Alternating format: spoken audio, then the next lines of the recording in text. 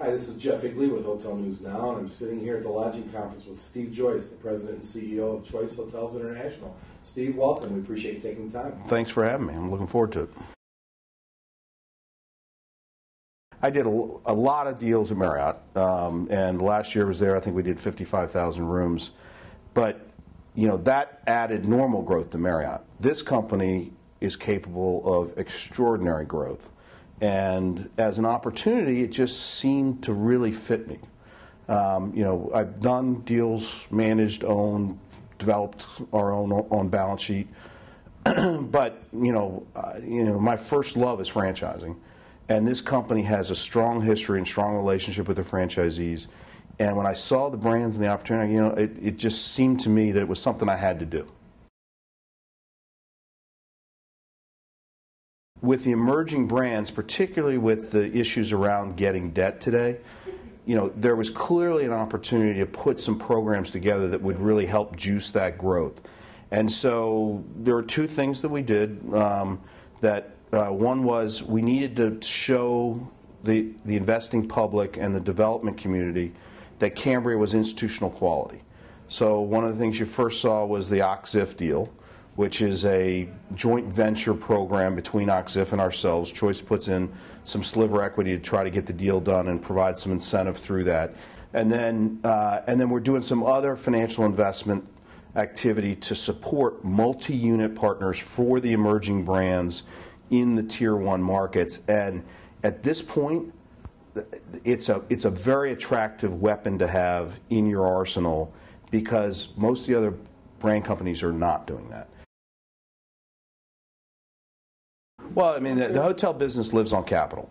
And so the ability to help form capital, even in the franchising business, is critical.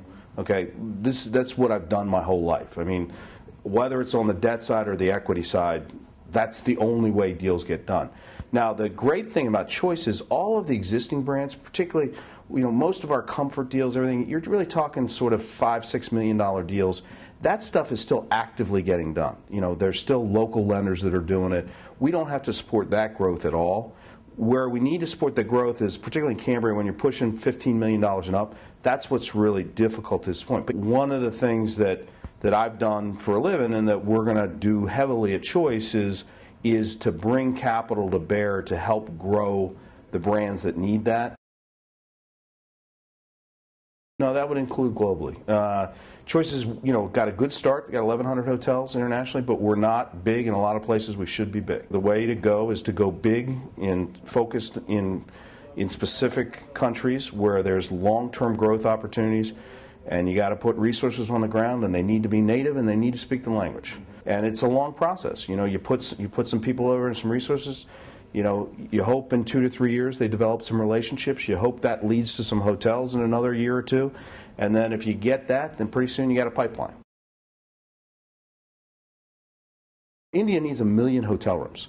Okay, China is the United States in the 1950s. Okay, it doesn't take a genius to see that literally a company that did well could have hundreds of hotels in either one of those countries. And so I think if we start now, we'll be in the mix to try to obtain, you know, the literally hundreds of thousands of hotel rooms that are going to get developed in both those places.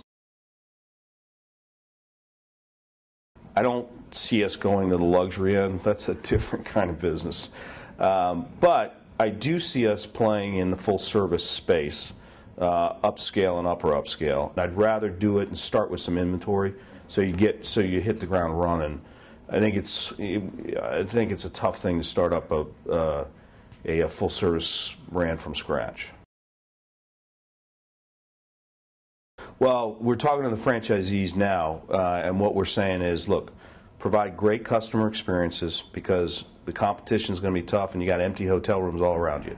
So provide a great experience, but watch your costs and don't discount your pricing because discounting pricing doesn't induce demand, it induces lower revenues. So that, and then the other is I'd say go with a company that's got great franchise relations and has great brands and wants to support you in your development and build for the upturn because I think, you know, you start projects now and you look into the 2011 scenario, I think that there's some people that are going to make a lot of money.